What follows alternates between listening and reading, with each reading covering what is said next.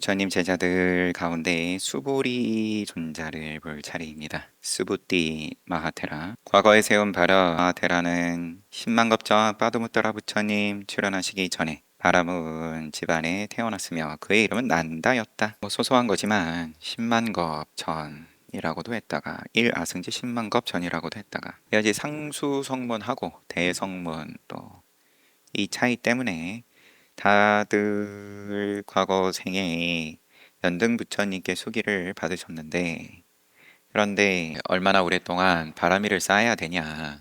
상수성문은 1아승지 10만 겁이다.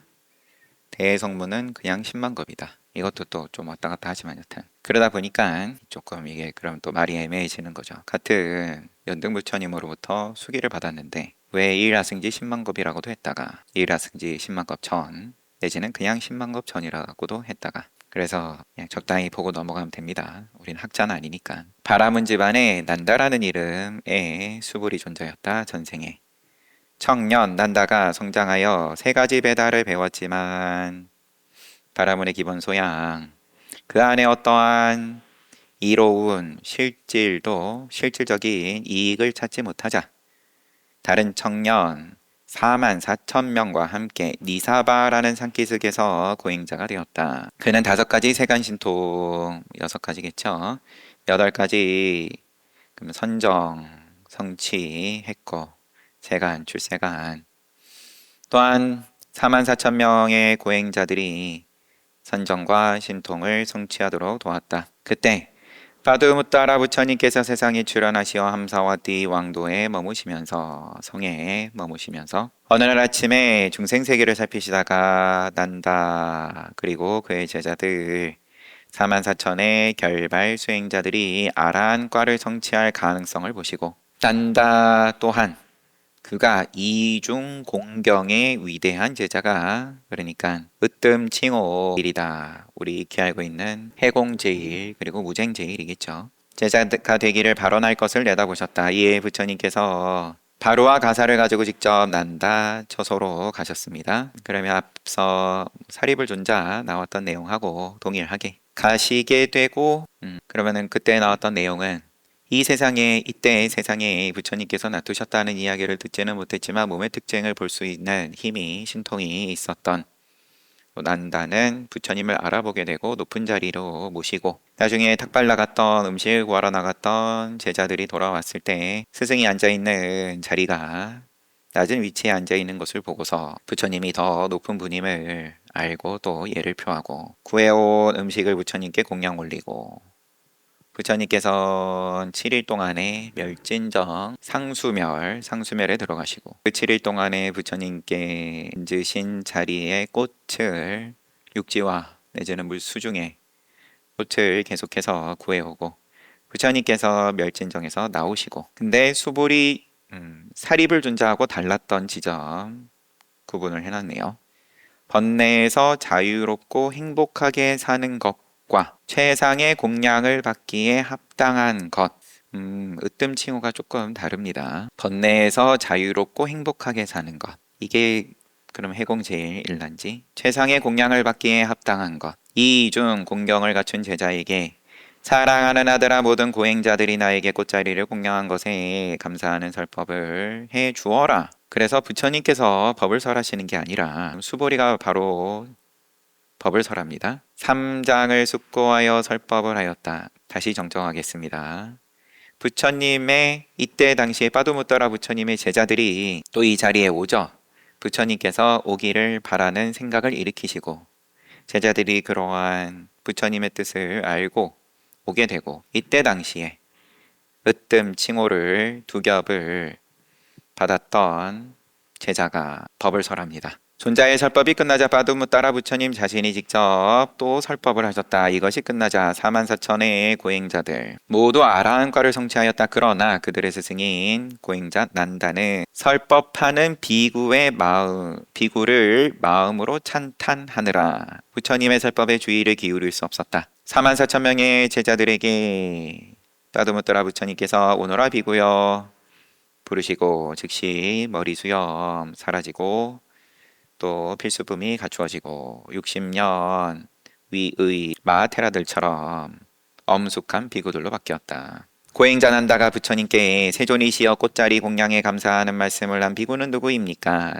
저 비구는 나의 교법에서 번뇌로부터 자유롭고 행복하게 사는 것, 최상의 공양을 받기에 합당함에 으뜸이다. 에다다까. 이 7일간의 저의 헌신 행위 결과로 다른 인간적 내지는 천상의 즐거움을 바라지 않고 인천의 즐거움을 바라지 않고 방금 말씀하신 존자처럼 미래의 부처님의 교법에서 이 두 가지 덕에서 으뜸이 되기를 바라랍니다. 아무 장애 없이 그의 꿈이 이루어질 것을 보신 부처님께서 수기를 주시고 떠나셨다. 난다는 부처님 앞에서 직접 설법을 항상 들으며 선정을 줄어들지 않는 상태로 유지하였으므로 죽자마자 범천의 세계에 다시 태어났다.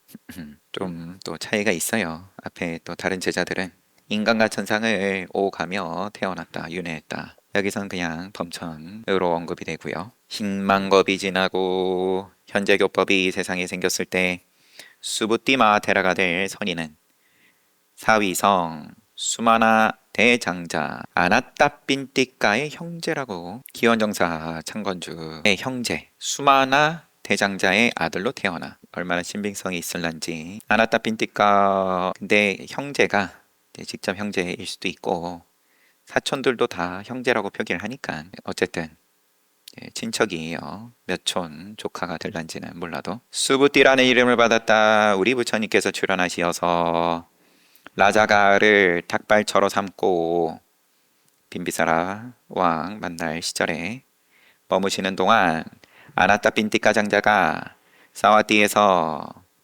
생산된 물건을 가지고 늘 무역을 하면서 큰 부를 일군 그 계층 평민 가운데서도 이름하여서 장자다 내지는 대장자다. 그래가지고 무역을 위해서 역시나 라자가의 친구 내지는 처남 장자의 집에 도착하였다. 도착 후 부처님의 출현 소식을 들었다. 지금 이 친구 내지는 처남이 수마나가 아니었나 싶은데 따까의 형제라는 게 직접 형제여서가 아니라 자기 여동생의 남편이어서 그냥 넓은 범주에서 형제라 한 거지 싶습니다. 도착 후 부처님의 출현 소식을 들었다. 지금 삿다와나 숲에 머무시는 부처님을 찾아간 후 새벽에 찾아가고 또 부처님께서도 미리 올 것을 아시고 경행을 하는 중에 만나는 장면을 우리가 익히 봤었죠. 이 첫 번째 만남에서 수다원과에 정립되었다. 아나따핀띠가가 부처님께 사와띠를 방문해 주실 것을 정하고 사와띠와 라자가 사이 45요자나의 여정에서 매 요자나마다 각각 10만 가하나의 비용으로 숙소를 지어드렸다. 하루에 걸어갈 수 있는 거리마다 머무실 수 있게끔 편안하게. 또한 8왕실 바위에 달하는 제타 왕자의 정원을 샀는데 8파이도 하나의 어떤 관용적인, 앞서서 아나따핀띠가 전생 얘기를 할 때부터 형제가 16바위의 땅을 가지고 있었는데 부처님께 수확한 쌀로 공양 올리자고 하니까 동생은 우리에게 이익이 없다 그러면 다 갖다 드리면 형은 공양을 올리고 싶은 거고, 그래서 나눠서 형은 공양을 올리고 동생은 더 이상 이야기에 등장하지 않고 제타 왕자의 정원을 사가지고 정원 전체를 황금 까핫바나로 뒤덮어 지불하였다. 그리고 정원 전체에 부처님을 위한 제타와나 기원정사를 짓고 헌납하였다. 정사 보시하는 날 수부띠는 형과 함께 가서 법을 들었고 그의 믿음이 너무나 강하여 비구의 삶을 받아들였다. 비구가 된 후 두 마띠까를 배워 통달하였으며 그 후 수행을 전수받아 수행에 힘썼다.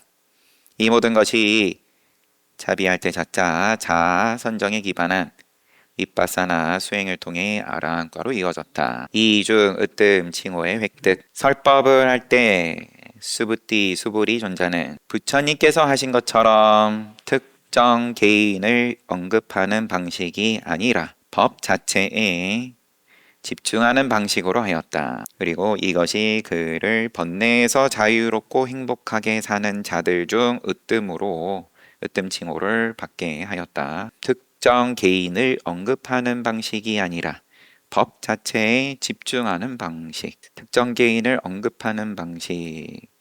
그러면 뭐 좀 의역을 해보면 부처님께서 항상 맞춤형 상대에게 맞춰서 하시는 그런 설법이 아니라 수보리 존자의 설법은 보편적인 누구에게나 다 통할 수 있는 그런 법을 설했다라고 보고요. 존자가 닭발하러 갈 때 내가 이 방법을 채택하면 보시하는 이들에게 큰 이익이 생길 것이다 라고 생각하며 음식을 공양을 받기 전마다 자선정에 드는 것이 그의 습관이었다. 그리고 이것은 그를 최상의 보시를 받기에 합당한 자들 중에서 으뜸으로 만들었다. 나중에 부처님께서 비구 모임과 함께 앉으시어 수부띠 존자를 이렇게 선언하였다. 비구들이여 번뇌로부터 멀어져 행복하게 사는 나의 비구 제자들 중에 수부띠가 으뜸이요 또한 최상의 공양을 받기에 합당한 이들 중에서도 수부띠가 으뜸이니라. 각각에 대해서 교리적인 설명이 좀 있어서 요거는 넘어가겠습니다 하면서 무쟁분별경이 언급이 돼 있어 요거는 보겠습니다. 우빠리 빤사나 빨리 아라나 위하라 즉 행복하게 삶의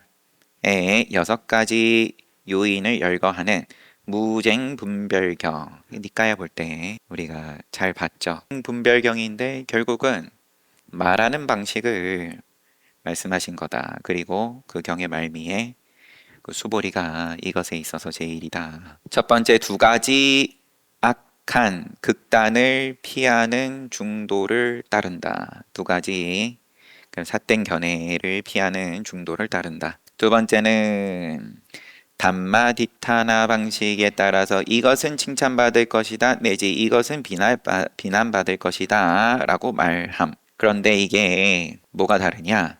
저 사람은 칭찬받을 사람이다. 저 사람은 비난받을 사람이다. 사람을 붙여서 말하는 것이 아니라 사람을 붙여서 말하면은 사람을 칭찬하면 아첨이 되고 사람을 비난하면은 모욕이 되고 아첨과 모욕을 피하면서 그렇지만 옳고 그름은 정확하게 얘기를 한다. 사람을 붙이지 않고 얘기하는 것이 말하는 것이 정확하게 말하는 것이다. 세 번째, 사마타와 윗바사나에서 얻은 내적 행복, 지와 관 내지는 지혜와 선정을 통해서 얻은 내적 행복과 5가지 감각에서 얻은 외적 행복을 구별하고 나서 내적 행복을 닦는다.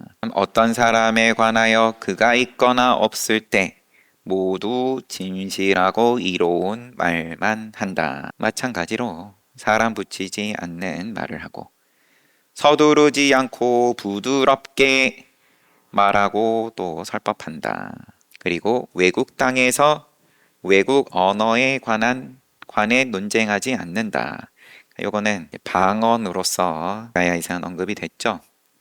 다른 그 시절이야 또 워낙 어떤 소수의 언어들이 마이너의 언어들이 난립했을 테고 그래서 거기에 맞춰서 말을 하지. 의미가 같은 단어여도 지역에 따라서 얼마든지 달라질 수 있을 테고 다른 지역에서 다른 언어에 관해 논쟁하지 않는다. 이것이 첫 번째 으뜸하고 연결이 되는 겁니다. 무쟁분별경에서 이야기하고 있는 것이 수보리의 첫 번째 으뜸. 우리에게 익숙한 건 무쟁제일이지만 니까야 내지는 초기경전에서의 표현은 번뇌로부터 멀어져 행복하게 사는 나의 제자들 중에서 수보리가 으뜸이다. 두 번째 으뜸에 대해서는 해공제일은 아니네요. 그러니까 대승에서 이야기를 하는 다른 아라한들도 최상의 공양을 받기에 합당한 건 맞는데 아라한이란 말 자체가 공양받을 자격이 있다. 거니까. 그런데 수보리는 모든 집에서 탁발을 할 때 내가 이렇게 하면 보시자에게 특별한 이익이 생긴다는 것을 알고서 그런 다음에 자심 수행을 하고 선정에 들고 그리고 거기에서 나와서 공양을 받았다. 보충 설명으로 존자가 자심 수행에 들 때 공양 올리는 사람은 보시를 하는 입장에서는 정신적으로 그의 선정에 반응하여 마음이 부드러워지고 헌신이 더 열정적으로 되어서 공양을 올리게 된다. 따라서 보시 행위의 청정화와 그 결과의 발전이 보시자를 통해서도 일어나는 것은 정신적으로 부드러워지고 헌신이 높아졌기 때문이다. 네, 이런 거는 어떻게 선정에 들어간 거는 공양을 받는 수불인데 공양을 올리는 입장에 어떻게 이익이 되냐 이런 질문이 당연히 잇따를 테니까 이렇게 보충 설명을 해놨습니다. 그 다음 존자입니다. 까디라와니아 레와따 테라 마하테라. 이 마하테라의 본명은 레와따인데 사리불 존자의 남동생이었다. 사리불 존자는 비구비구니 남매들이 다 아라한과에 오르고 그 중에서도 이와 같이 칭호가 있는 아라한들이 세 분이고 그 중에서 남동생 레와따입니다. 그가 울퉁불퉁하고 돌이 많은 아카시아 숲에 머물렀으므로 하와니아 레와따 즉 아카시아 숲의 거주자 레와따 그냥 아카시아 숲에 사는 레와따라고 알려졌다. 여기에 이야기에서는 편의상 레와따라는 이름만 사용하겠다. 10만겁전 빠두무따라 부처님 당시 함사와띠 성에 덕 있는 시민이었다. 겐지스강의 빠이아가 항구에서 나룻배를 운영하고 있었다. 뱃사공이었던 건지. 빠두무따라 부처님께서 10만 명의 비구들과 함께 빠이아가 항구에 도착하셨다. 부처님을 보고 덕 있는 레와따가 생각하기를 항상 부처님 뵙는 것은 불가능하다. 이제 부처님께서 오셨으니 공덕을 쌓을 수 있는 좋은 기회다. 그래서 흰 덮개가 있는 큰 배를 만들고 거기에 향기로운 꽃들을 달았다.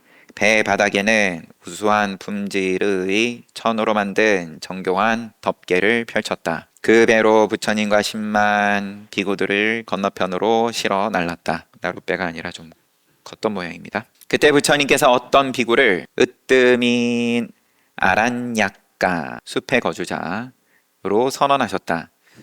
숲에 거주하는 제자들 가운데 으뜸이다라 하신 건지. 이를 본 뱃사공이 나도 미래의 부처님의 교법에서 이 비구와 같이 되어야겠다. 그래서 부처님을 초청해서 마하다나를 올리고 부처님 발 앞에 엎드려서 서원하기를 세존이시여 으뜸인 아란약카로 선언하신 비구처럼 숲의 거주자 가운데 으뜸이라고 선언하신 비구처럼 저도 미래 부처님의 교법에서 숲에 사는 자들 중 으뜸이 되기를 원합니다. 두타제일은 마하가섭인데 지붕이 없는 숲에서 지내고 나무 아래에서 지내고 탁발로만 공양을 하고 그다음에 가사도 기워서 입고 보시받지 않고 그것하고 또 조금 결이 다른 건지. 미래에 곧다마 부처님의 교법에서 그대는 숲 거주자 가운데 으뜸이 되리라 숙이 주시고 가셨다. 공덕으로 인해 그 선한 뱃사공은 전신과 인간에만 태어났고 마가다국의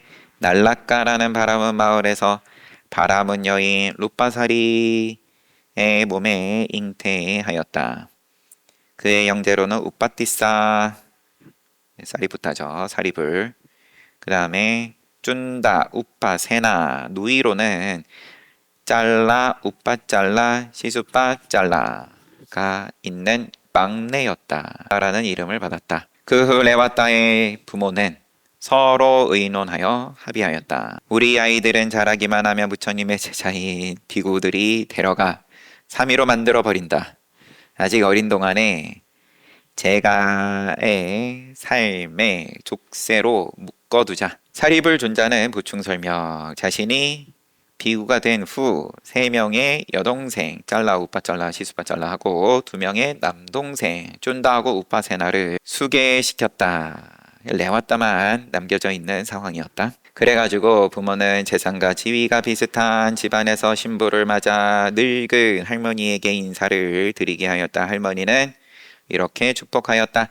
사랑하는 딸아, 네가 여기 있는 할머니보다 더 오래 살기를. 네가 여기 있는 나보다 더 오래 살기를. 장수가 큰 복이니까. 그 당시 할머니는 120세로 흰 머리카락, 부러진 이, 주름진 피부, 온몸에 검은 반점이 가득하고 등이 썩어가는 집의 석가래처럼 극도로 굽어 있었다. 노인에 대한 묘사는 항상 적나라합니다. 부모의 이 축복을 듣고 레와따에게 생각이 들기를 이 소녀는 지금 한창 어린 나이다. 그런데 어린 모습이 할머니처럼 힘줄이 드러나고 늙게 될 것이라 하는구나.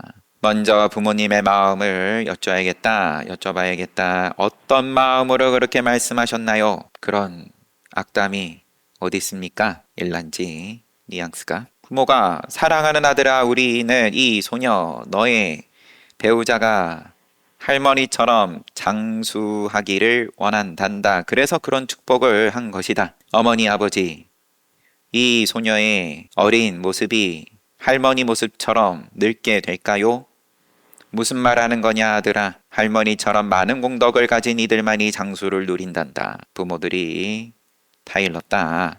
레왔다가 사유하였다. 이 소녀의 아름다운 모습이 할머니처럼 흰머리카락, 이빠짐, 주름진 피부로 변할 것이라고 한다. 늙고 쇠락할 신체의 아름다움에 도취되는 것이 무슨 소용인가. 형들의 발자취를 따라가겠다. 그래서 놀이를 친구들과 하는 척하며 이리 와라 친구들아 술래잡기 하자. 부모가 오늘은 결혼식이니까 집 밖에 나가지 말라. 그럼에도 불구하고 레왔다는 친구들과 노는 척하였다. 달릴 차례가 되면 조금만 달리고, 달릴 차례가 되어서 조금만 달리고, 화장실을 가야 한다는 핑계를 대면서 돌아오는 것을 늦추었다. 3번째가 되었을 때 자신이 달아날 최고의 기회라 생각하고 자신이 향하는 방향으로 최대한 빨리 달렸다. 빤수 꼴리까 타행을 실천하는 비구들의 숲 처소에 도착하였다. 그들에게 예경하고 삼위계를 청하였다.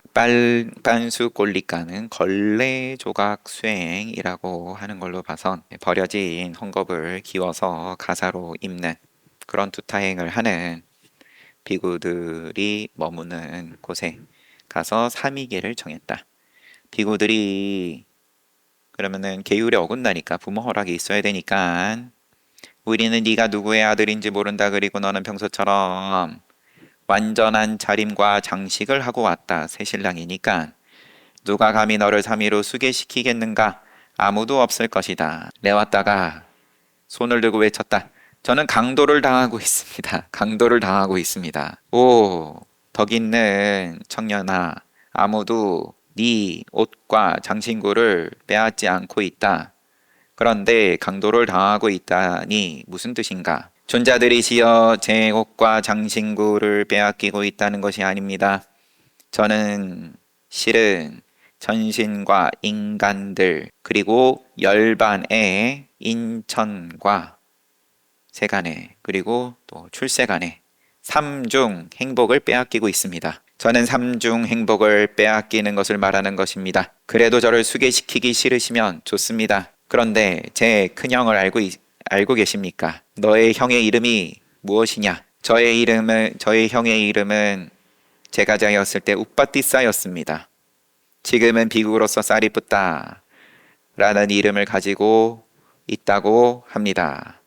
그러자 비구들이 도반들이여, 그렇다면 이 젊은 청년이 우리 막내 동생이로구나. 법의 총사령관 사리뿌따가 예전에 우리에게 이렇게 당부하였다. 저의 친척들은 모두 외도입니다. 누군가가 와서 우리 친척이라고 하면, 저의 가족이라고 하면 어떻게든 수계시켜 주시오. 그러므로 이 소녀는 우리의 큰 형인 법의 총사령관 사리붓다의 친동생이므로 수계시키자. 그래서 타짜 반짝까 관법 주제를 주고 그런 수행법을 알려주고 그를 3위로 수계시켰다. 나중에 그가 20살이 되자 비구계를 주고 수행에 힘쓰게 하였다. 관법 주제를 받은 레와타 존자는 스승들로부터 너무 가깝지도 너무 멀지도 않은 거칠고 울퉁불퉁하며 돌이 가득한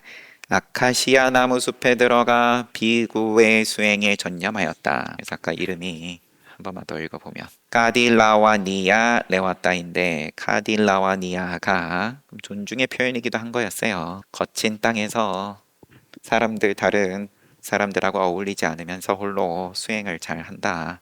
레와타는 아라한과를 성취하기 전까지 세존도 그리고 다른 형님들도 찾아보지 않겠다. 위에 형님들이 다 아라한들인데 만나지 않겠다라는 결심으로 부지런히 수행을 실천하였다. 수행하는 동안 3달이 흘렀다.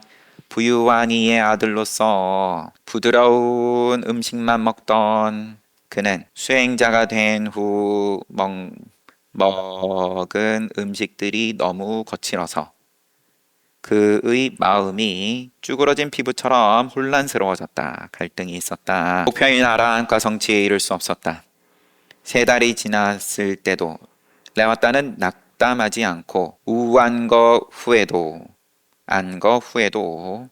다른 곳으로 이동하지 않고 같은 숲에 머물며 수행을 계속 따랐다. 정진과 인내로도 힘쓸수록 그의 마음은 더 집중되었다. 존자가 윗바사나를 다루기 시작하면서 아라한의 경지에 이르렀다. 부처님의 방문. 형님 사리붓다가 동생 레와타의 수계 소식을 들었을 때 그는 부처님께 말씀드렸다. 세존이시여, 제 동생 레와타가 3위가 되었다고 합니다. 그가 부처님의 교법에서 행복할지 아닐지 모르겠습니다. 그를 보러 가게 해 주십시오. 그때 레와타는 힘껏 수행하고 있었고, 이것을 아신 부처님께서 2번 그의 방문을, 사리불의 방문을 금하셨다. 3번 청이 오자 레와타가 아라한이 되었음을 충분히 아신 부처님께서 말씀하셨다. 나도 함께 가겠다. 사랑하는 아들 사리붓다여, 비구들에게 알려라. 비구들을 모은 후 사리불 존자가 도반들이여, 부처님께서 여행을 떠나실 것입니다. 따라가기를 원하는 이들은 그리하시오. 부처님께서 여행하실 때마다 뒤에 남는 비구들은 매우 적었다. 황금빛 피부에 부처님을 계속 볼 수 있고 달콤한 설법도 들을 수 있을 것이다. 그래서 많은 비구들이 함께 정사를 떠났다. 그렇게 출발하면서 아난다 존자는 2 길이 합쳐지는 지점에서 부처님이 2 길 중 어느 길로 승가가 가기를 원합니까? 갈림길에서 사랑하는 난다여, 2 길 중 어느 것이 고든 길인가? 세존이시여, 고든 길은 30요자나입니다. 귀신들의 영역이 있어 음식이 부족하고 다소 위험합니다. 굽은 길은 60요자나로 음식이 풍부하고 안전합니다. 빨리 가는 길은 음식이 나무 열매라든지 부족하고 또 길도 거칠고, 그런데 좀 돌아가는 길은 2배로 멀지만 음식이 풍부하고 안전하다. 그러자 부처님께서 시왈리 존자도 함께 왔는지 물으셨고, 아난다가 그렇다고 대답했다. 그렇다면 아난다여, 위험하고 음식이 적은 고든 길로 승가가 가도록 하자. 과거 공덕에 기반한 그의 신통을 시험해 보겠다. 시왈리 존자가 앞에 나오진 않았죠. 그런데 복덕이 굉장히 큰 분이셨는지 고든 길로 가자. 거친 길로 가자. 이렇게 말씀하시고 부처님께서 음식이 부족한 위험한 길을 선택하셨다. 그들이 그 길을 택한 순간부터 천신들이 부처님을 으뜸으로 하는 승가의 숙소로 매 요자나마다 미리 큰 도시를 만들어 두었다. 비구들이 차지한 모든 숙소에서 그 도시의 왕이 보낸 일꾼으로 변한 천신들이 죽과 부드러운 음식과 또 덩어리진 음식 등을 가져오면서 물었다. 시왈리 존자는 어디 계십니까? 시왈리 존자는 어디 계십니까? 존자는 이 모든 공양을 모아서 부처님께 갔다. 부처님께서는 비구들과 함께 전신들이 시왈리 존자에게 공양한 다양한 종류의 음식을 드렸다. 그럼 지금 거친 길로 가는데 원래라면은 음식이 부족한 길로 가는데 천신들이 이것을 보고 부처님께 공양을 올린 게 아니라 이제 머무를 수 있는 처소와 또 음식을 시왈리 존자에게 공양 올리고 시왈리 존자는 그것을 가지고 또 부처님 그리고 대중들에게 올리고 이렇게 공양을 받으면서 부처님께서 하루에 1요자나씩 이동하여 30요자나의 험난한 여정을 한 달에 마치시고 마침내 레왔다가 아카시아 나무숲에 미리 준비해 놓은 쾌적한 처소에 도착하셨다. 부처님의 방문을 미리 알았던 레왔다는 이미 아란과에 올라 있고 신통도 있었던 모양이죠.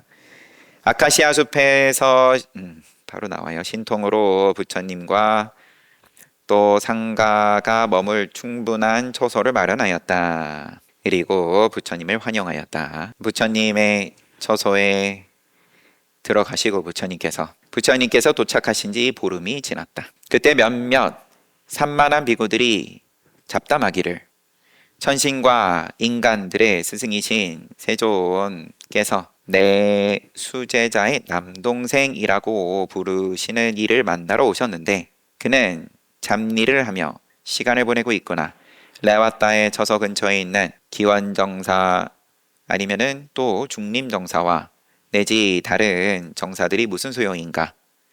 이 비구 레와타는 이런 중요하지 않은 일로 잡일을 하고 있구나. 그런 바쁜 사람이 어떤 수행을 한단 말인가? 부처님께서 생각하시기를 여기 오래 머물면 사방에 방문자들로 붐빌 것이다. 숲 거주자들은 고요를 원하는데 내가 너무 오래 있으면 레와타에게 불편함이 생길 것이다. 그래서 레와타 찾아가셔가지고 사랑하는 아들 레와타여, 이곳은 사자, 표바, 호랑이 같은 야생동물들이 사는 곳이다. 야생코끼리, 야생말 등의 소리를 들을 때 어떻게 하는가? 세존이시여, 제가 야생코끼리, 야생말 등의 소리는 반복해서 숲에 대한 기쁨을 저에게 이런 소리는 반복해서 숲에 대한 기쁨을 가져다 줍니다. 부처님께서 레와타에게 500개송으로 숲 거주의 이점에 관한 설법을 가르치셨다. 그리고는 설법을 마치시고 다음날 근처에서 탁발을 하시고 부처님께서 레와타를 나쁘게 말했던 산만한 비구들이 물건들을 잊어버리고 빠뜨리고 가도록 신통을 조절하셨다. 이 산만한 비구들이 물건을 찾으러 레와타의 처소로 돌아왔다. 앞서 왔던 길로 갔지만 처소를 기억할 수가 없었다. 이전에는 레와타가 신통으로 준비해준 편안한 길로 다녔는데 이번에는 자연적으로 울퉁불퉁한 길로 갈 수밖에 없었고 여기저기서 쉬어야 했다. 거친 길로 다니면서 그런 어려움과 고생으로 작은 식물, 덤불, 가시를 밟지 않을 수 없었다. 그러고 나서야 겨우 처소에 이르러서 자신들이 두고 온 우산, 신발 등등을 보았다.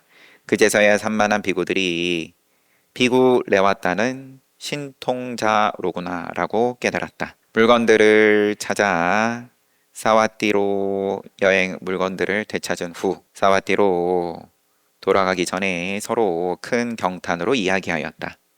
오 부처님께 올린 공경이 참으로 경이롭구나. 먼저 도착한 사와띠의 비구들을 정사 보시자인 위사카 여인이, 그러면 여기 절 어머니 위사카죠, 뽁발람마나 정사로 도착했습니다. 초청하여 앉게 하고 묻기를 스님들 레와타 존자의 처소가 쾌적합니까? 예, 레와타 존자의 처소는 유쾌하고 즐거운 곳입니다. 천신들의 정원 난다나와 지탈라타와 똑같습니다. 나중에 늦게 도착한 산만한 비구들에게 똑같이 물었다.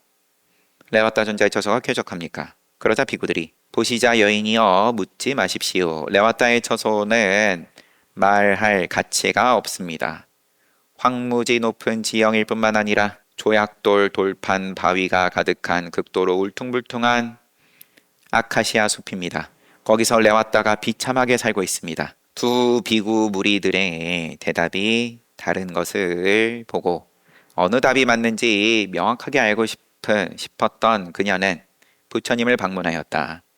세존이시여 어떤 비구들은 레와따 존자의 처소를 칭찬하고 다른 이들은 나쁘게 말합니다. 두 말이 왜 다른 것입니까?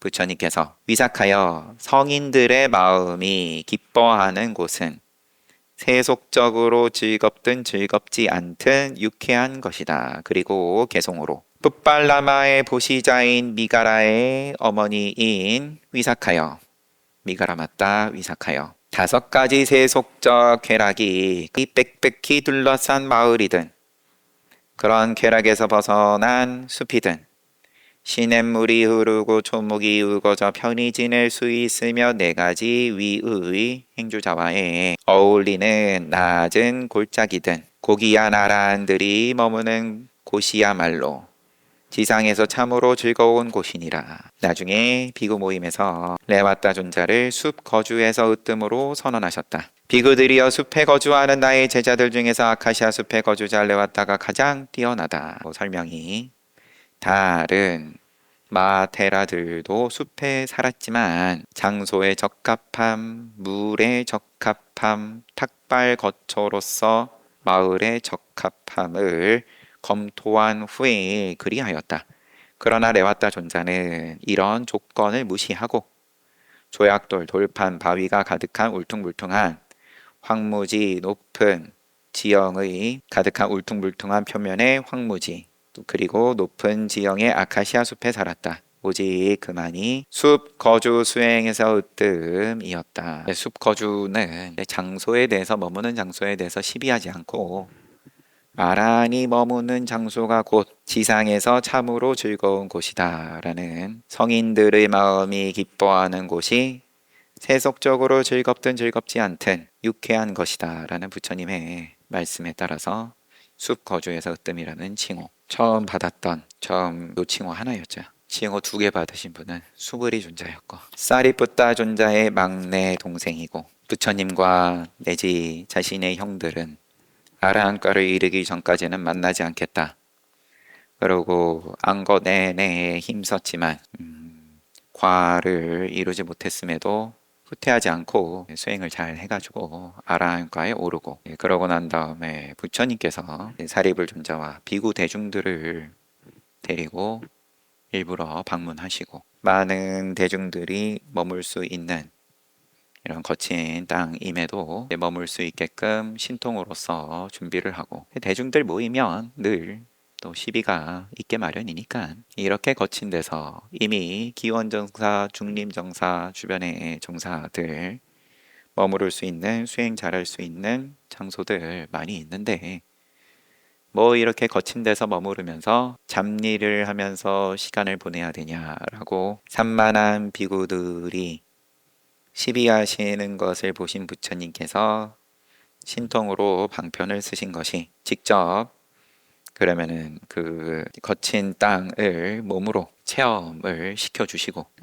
이게 훨씬 거친 곳이었는데 레와따가 신통으로서 우리가 여기에 편안하게 보름 동안 머물고 있었던 거구나. 그러고 나서 돌아가 가지고 어떠셨습니까? 라고 묻는데 한 그룹은 그것은 천신들의 거처와 조금도 다르지 않더라 라고 그러고 다른 한 그룹은 거기는 살 곳이 못 돼요 라고 그러고 아란에 대해서 이러쿵저러쿵 시비하는 건 부처님께서 방편으로 빼주셨던 거고 레와타가 큰 신통자구나. 장소에 대해서 남아있는 시비는 부처님께서 빼주지 않으셨습니다. 아란에 대한 시비는 과보가 너무 크니까 역시나 방편을 쓰셨고 장소의 시비야 뭐. 그래가지고 왜 이렇게 말이 다르냐? 뻑발람 만화 정사 창건주 위사카가 부처님께 여쭤보니까 부처님께서 아란이 머무는 곳이면은 다 쾌적한 곳이지. 여러분들이야 당연히 다 쾌적하시죠. 공양 잘 하십시오.